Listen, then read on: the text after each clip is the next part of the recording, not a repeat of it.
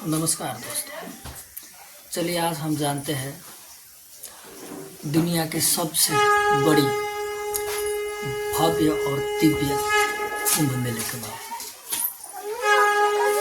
क्यों आयोजन किया जाता है, कब आयोजन किया जाता है,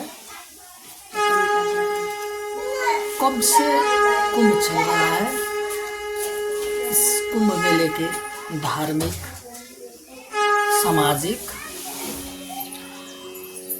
पौराणिक और वैज्ञानिक कारण क्या है, उनके बारे में जानते हैं। शुरुआत तो हम धार्मिक तरीके से करते हैं। कुंभ मेले का आरंभ तब से हो रहा है जब से शायद इस कलयुग का शुरुआत भी नहीं किया हुआ होगा, कलयुग का शुरुआत भी नहीं होगा। अर्थात शिव महापुराण और विष्णु पुराण के आधार से माने तो ये समुद्र मंथन के दौरान समुद्र जी में से प्रकट हुए अमृत का घड़ा, जिसे कुंभ कहा जाता है, और वो उनमें से 4 बूंद अमृत के जब राक्षस और देवलोक, जब देवलोक और राक्षस बंटवारा में लगे हुए थे अमृत का, तो उसमें धोखे से 4 बूंद अमृत 4 जगहों पर गिरे, जिसमें है नासिक, हरिद्वार, उज्जैन और प्रयागराज।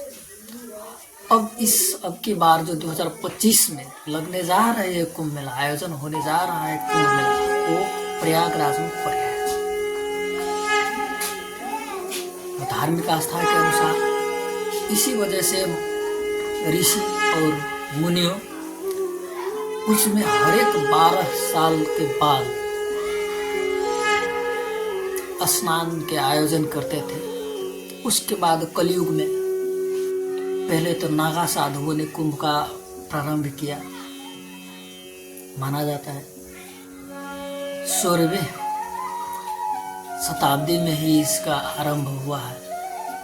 हालांकि इसका जानकारी कोई डेट, मिति, तारीख तय तो नहीं है, क्योंकि ये पौराणिक इतिहासकारों के अनुसार चलते आ रही है और वैज्ञानिक कारण भी है कि हर 12 साल में आयोजन किया जाता है। अब की बार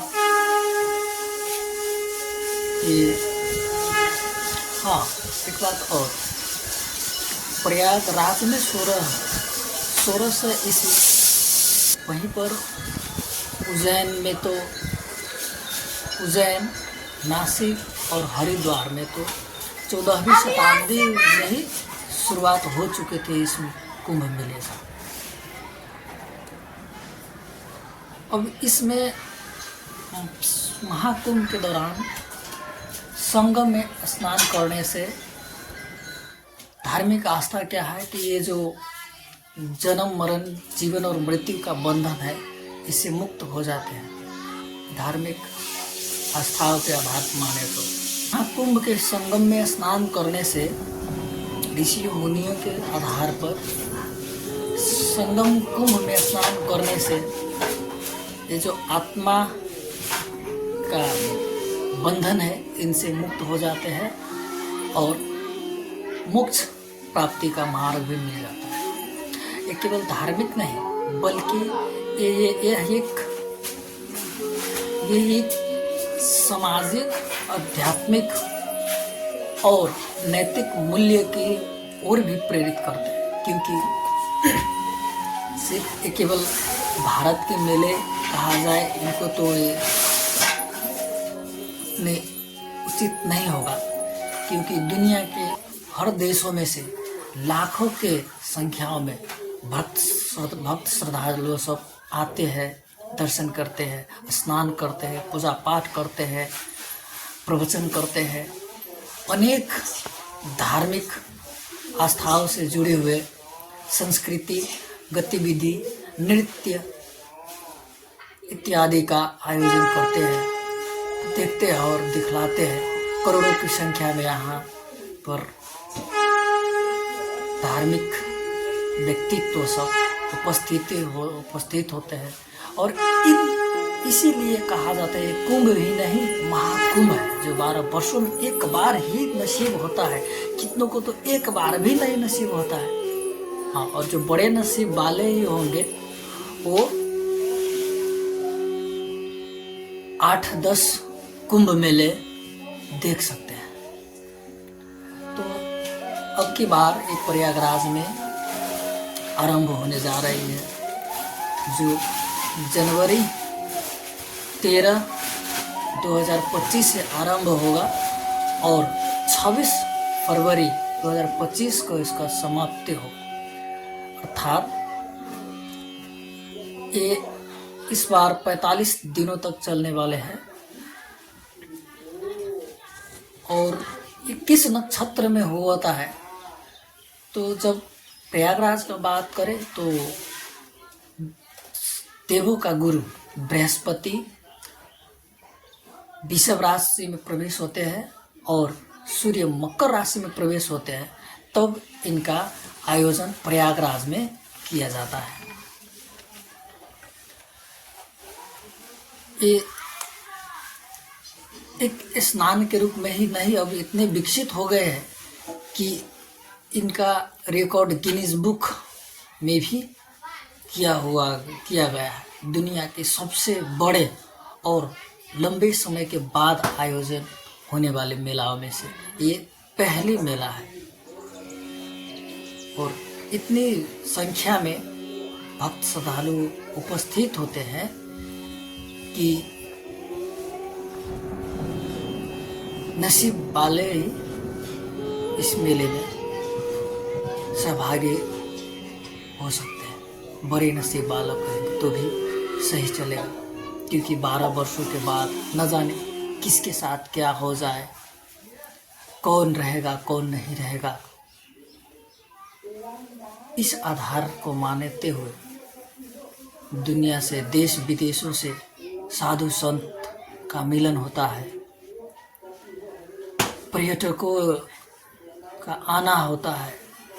हर एक देशों से बड़े बड़े टीवी चैनलों वाले, ऑनलाइन पत्रकार सब, राइटर सब इसमें आते हैं और मेले में सहभागी होते हैं और संगम नदी में स्नान भी करते हैं।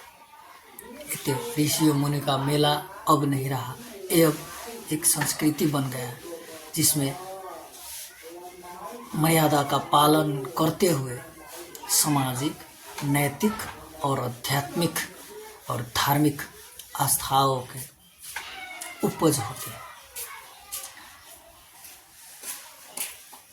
इनके हर एक 12 वर्ष के बाद जब ये लगते हैं तो इनकी शुरुआत पौष पूर्णिमा के दिन से होती है और महाशिवरात्रि तक ये मेला चलता है। इन दौरान लोग प्रयागराज में संगम, हनुमान मंदिर और प्रयागराज किलाओं जैसे बहुत ही पर्यटकीय क्षेत्रों में भी भ्रमण करते हैं, घूमते हैं, आनंद लेते हैं, मनोरंजन करते हैं और हमारे सनातनी और हिंदू परंपराओं को देश विदेश में प्रचार प्रसार भी करते हैं। पौराणिक कथाओं के अनुसार समुद्र मंथन के दौरान जो अमृत कलश निकला था, उसके 4 बूंद